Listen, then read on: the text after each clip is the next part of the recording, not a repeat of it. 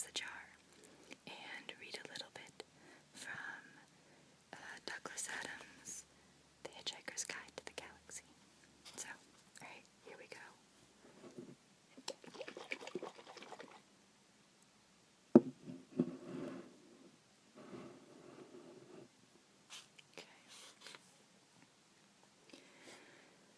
Far out in the uncharted backwaters of the unfashionable end of the western spiral arm of the galaxy lies a small, unregarded yellow sun.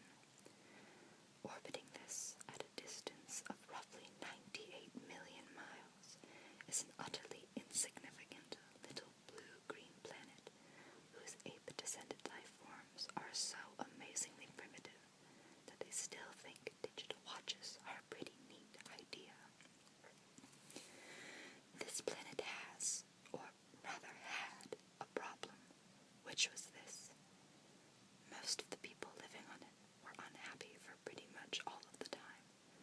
Many solutions were suggested for this problem, but most of these were largely concerned with the movements of small, green pieces of paper, which is odd, because on the whole it wasn't the small, green pieces of paper that were unhappy.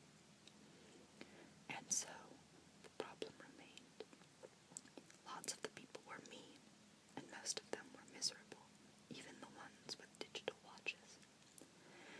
Many were increasingly of the opinion that they had all made a big mistake in coming down from the trees in the first place, and some said that even the trees had been a bad move, and that no one should ever have left the oceans.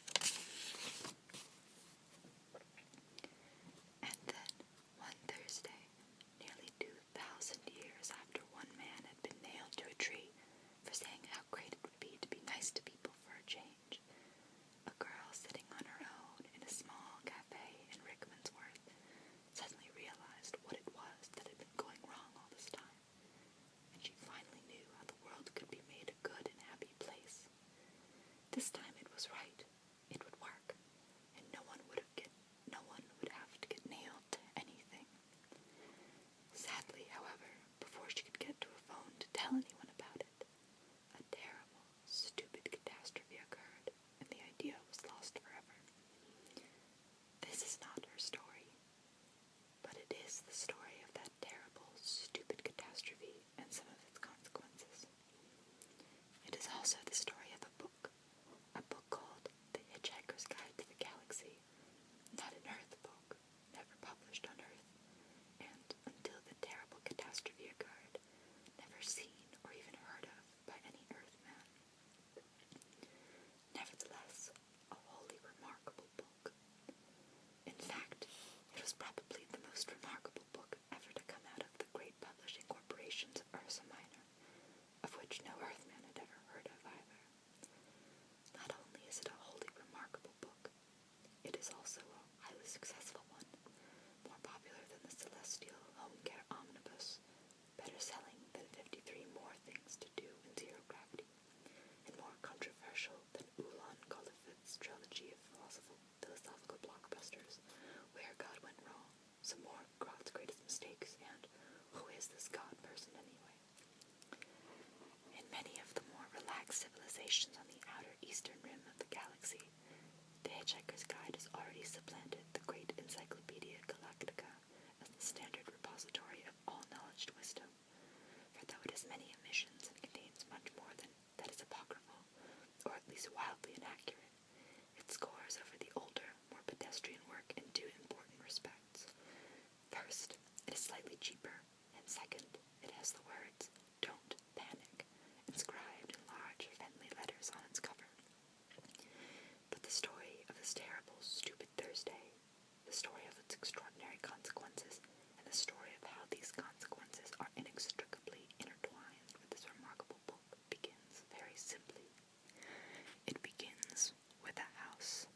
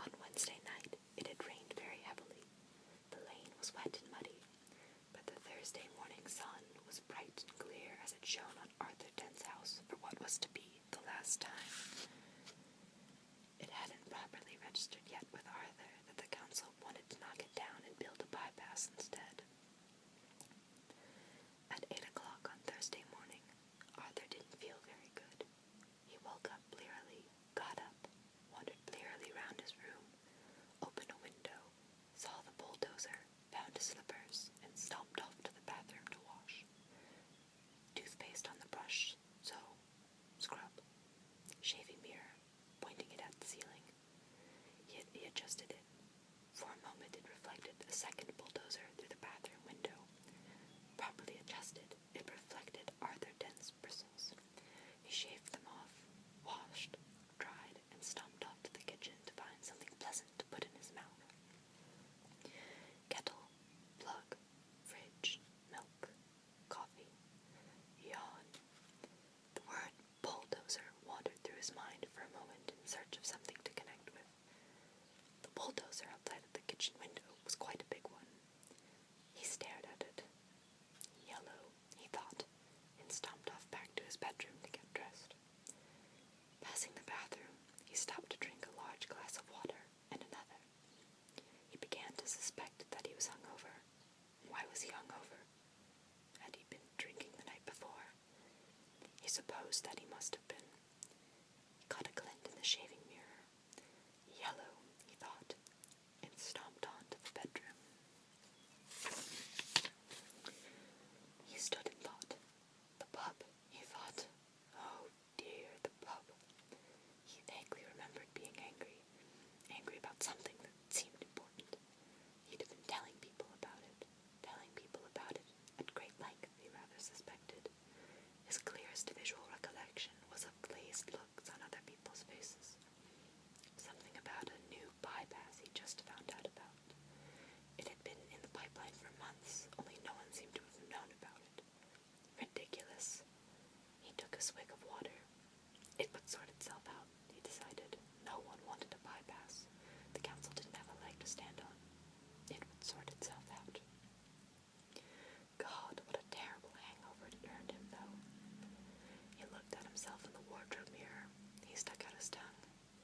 Yellow, he thought. The word yellow wandered through his mind in search of something to connect with. 15 seconds later, he was out of the house and lying in front of the big yellow bulldozer that was advancing up his garden path.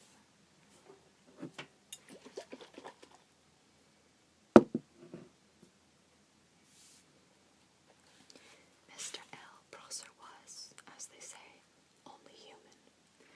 In other words, he was a carbon-based bipedal life form descended from an ape.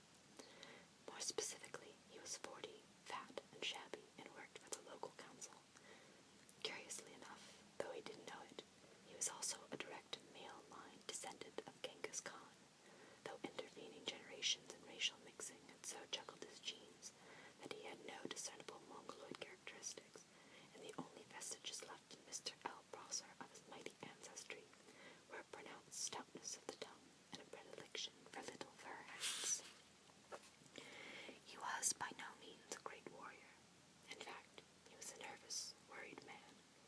Today, he was particularly nervous and worried because something had gone seriously wrong with his job, which was to see that Arthur Dent's house got cleared out of the way before the day was out. Come off it, Mr. Dent, he said. You can't win, you know. You can't lie in front of the bulldozer indefinitely. He tried to make his eyes blaze fiercely, but they just wouldn't do it. Arthur lay in the mud and squelched at him. I'm game, he said. We'll see who rusts first. I'm afraid you're going to have to accept it, said Mr. Prosser, gripping his fur hat and rolling it around the top of his head. This bypass has got to be built, and it's going to be built. First I've heard of it, said Arthur. Why has it got to be built? Mr. Prosser shook